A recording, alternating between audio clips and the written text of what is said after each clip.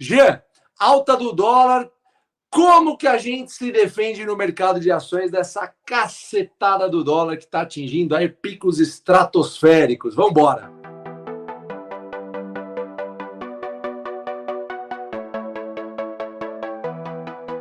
Fabião, a gente está vindo aí de semanas que têm sido bastante conturbadas, né? Politicamente, muita conversa no mercado o tempo todo, muito vai e vem.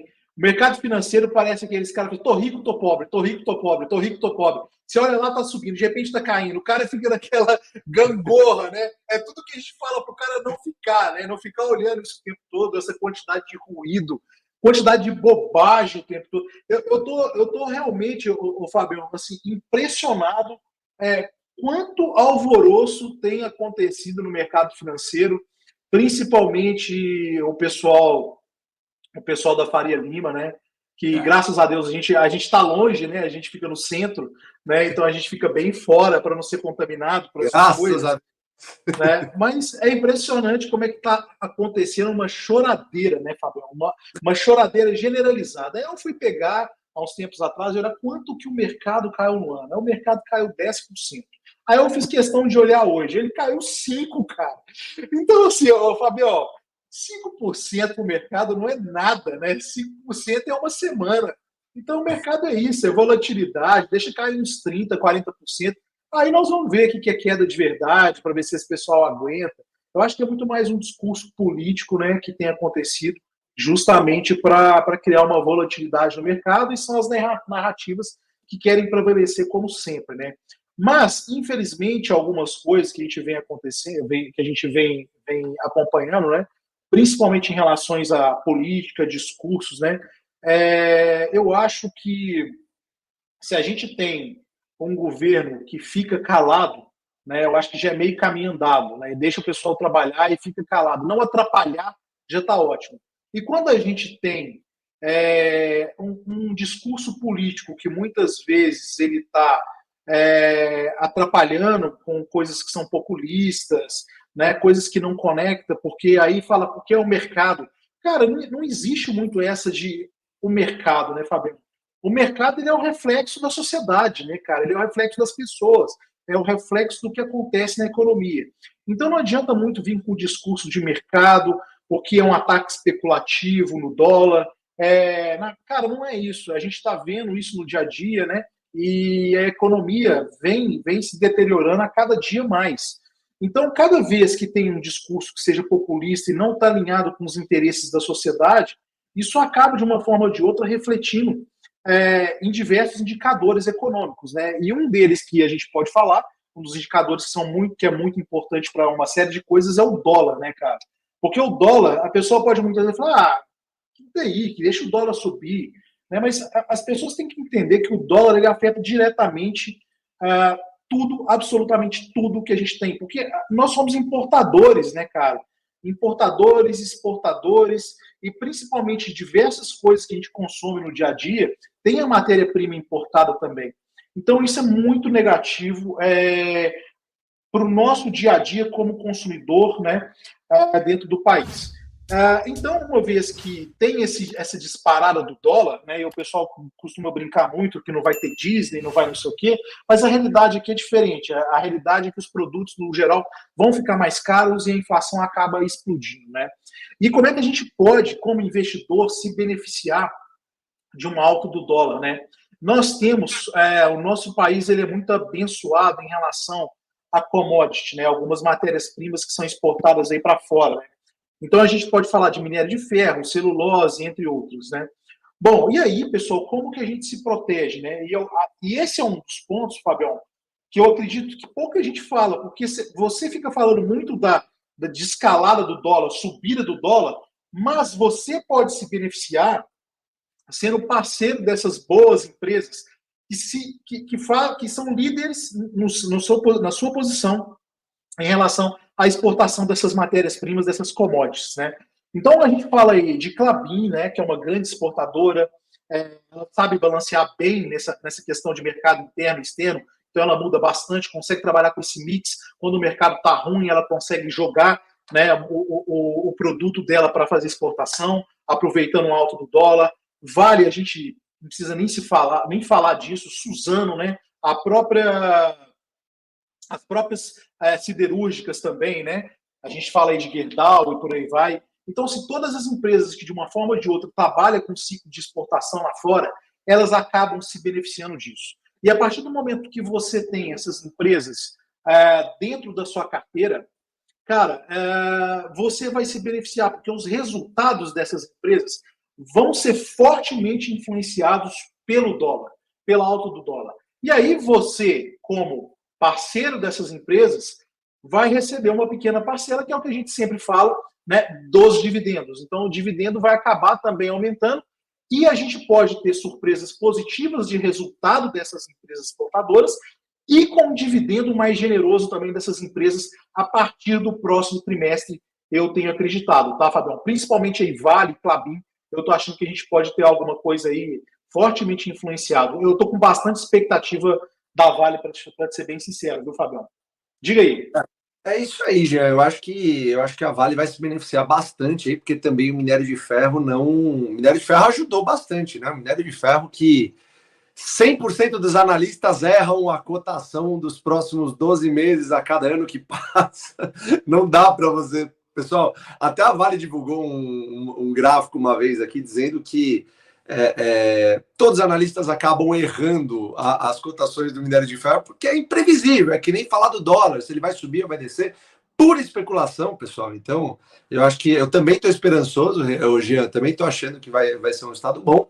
Vamos conferir, acho que divulga dia 25, se eu não me engano, no caso da Vale. Mas você que está começando uma carteira previdenciária agora de sucesso, eu acredito que você não deveria sequer ouvir falar de empresas atreladas a commodities nesse momento. Então, nesse sentido, eu acho que existem empresas, por exemplo, o Jean falou de empresas que se defendem do dólar em alta, que são as exportadoras. Perfeito, cirúrgico. Mas eu acredito que tem empresas que, para você que está começando no mercado, você pode se beneficiar de uma forma bem tranquila, que são os bancos, por exemplo, que dependem muito de mercado interno, assim como também as transmissoras de energia, pessoal, porque elas não dependem de variação do dólar, nem nada disso. Elas acabam se beneficiando até, inclusive, de uma inflação em alta, digamos assim, né? Porque os contratos são feitos a longuíssimo prazo, contrato de 30 anos, no caso de transmissoras, geradoras de energia também. Então, essas empresas acabam, digamos assim, remunerando seu acionista sem que haja preocupação com o exterior, né? Então, eu acho que a pegada é essa. Muita gente aqui, pessoal, eu acho que esse é o pior erro do investidor, né, Jean? Eu acho que, primeiro, é se comparar com outros investidores. Eu acho que talvez esse seja o pior erro dos investidores. Por quê? Porque cada momento seu no mercado é único. Tem gente que está começando, tem gente que já tem carteira previdenciária estipulada, tem gente que já tem mais de 10 anos no mercado, não fazendo estratégia e está perdido, portanto, deve dar um passo para trás. Então, assim, tem gente que não sequer consegue investir porque ainda não tem digamos assim, uma reserva de emergência, coisa que a gente sempre fala para você ter antes de começar a investir. Então, pessoal, eu acho que muita calma nessa hora. Eu acho que uma carteira previdenciária de sucesso, ela tem que começar com beabá. E quando a gente fala de beabá aqui no AGF, é BEST, Banco, Energia, Seguro, Saneamento e Telecom. Eu acho que essas empresas, você nunca erra. Você se explorar uma Vale, digamos assim, né, Jean? Eu acho que você começa com o pé esquerdo. Por quê? Não porque a Vale é uma empresa ruim. Eu gosto bastante da Vale, a gente vai falar um pouquinho mais no pregão fechado também, mas eu acredito que você está se expondo a um risco de volatilidade muito grande, no qual o teu estômago não tem sensibilidade para aguentar. Você aguentaria uma empresa caindo 50%, 70% em um mês ou outro, algo assim? Porque a gente já viu isso acontecer, inclusive com essas empresas parando de pagar dividendos. Isso já aconteceu, né, Jean? Agora, uma empresa como um banco, uma seguradora, uma empresa de transmissora, uma geradora de energia, muito dificilmente tem esse tipo de queda brusca, em função, obviamente, da sua exposição, que não é dólar, basicamente, é mercado interno e geralmente atrelado a índices como inflação, IGPM e IPCA. Então, pessoal, muita calma nessa hora, dá para se defender do dólar, mas não é uma coisa que você vai falar assim, pô, agora eu vou sair correndo para comprar exportadoras porque o Jean e o Fabião falaram aqui, então eu vou me defender do dólar. Esqueçam isso, pessoal. Não existe uma carteira boa agora para você se defender do dólar. Existe uma carteira boa para você cultivar o resto da vida, não é isso, Jean? Ô, Fabião, eu acho que você foi cirúrgico, tá? Perfeito, porque a gente está respondendo uma pergunta como investidor, você poderia se defender do dólar através de algumas empresas boas exportadoras, que apesar de não serem best, né, tem um histórico de pagamento de dividendos. Mas é longe realmente, né, daquela pessoa que está começando. A gente não recomenda isso de forma alguma, né? Agora, o mais importante, eu acho, é o que você tocou. Não existe uma carteira ideal para cada cenário de mercado. Isso é uma grande uma bullshitagem que soltam por aí. Existe uma estratégia que você segue ela independente do cenário. Porque o cenário, pessoal, e as narrativas, elas mudam conforme a música toca. E isso, quantas vezes, né, Fabiano, que a gente já viu, né? Agora é o dólar, depois vai ser o IPCA, mais não sei quanto, e pula para outra coisa. Daqui a pouco aparece sempre alguma narrativa para que chame a atenção dos desavisados, né? Você troque a sua posição, você venda a sua posição, para que você vá para uma outra empresa, um outro produto, alguma outra coisa, e comece do zero. A única pessoa que ganha com esse tipo de estratégia é o corretor, né? É o seu gerente de banco, né? Que ganhou com sua troca em cima de corretagem, em cima de taxas, em cima do produto. Né? Porque quando a gente está falando de uma estratégia que ela é atemporal e vai ser seguida para a vida inteira, cara, ela tem começo, mas não tem fim. Você vai comprando, comprando, comprando, independente do cenário. Esses ciclos econômicos eles vão acontecer, né? E você vai continuar, sem dúvida nenhuma, fazendo a mesma coisa que o Barsi sempre fez ao longo da vida inteira, né? E aí, quando a gente fala da palavra yield, né? Yield, a tradução de yield no mercado financeiro, ele é basicamente retorno, né, Fabião? Mas ele tem a gente fala de dividend yield, não sei o que, o seu retorno. Então, esse yield, a tradução seria um retorno. Mas o yield, ele tem uma outra tradução em inglês também, que eu acho que é fantástica, e que vai muito de encontro com o que a gente fala, Fabião, que é colheita, né? Então, é você esperar o tempo para aquilo seja cultivado e você fazer a colheita no tempo certo.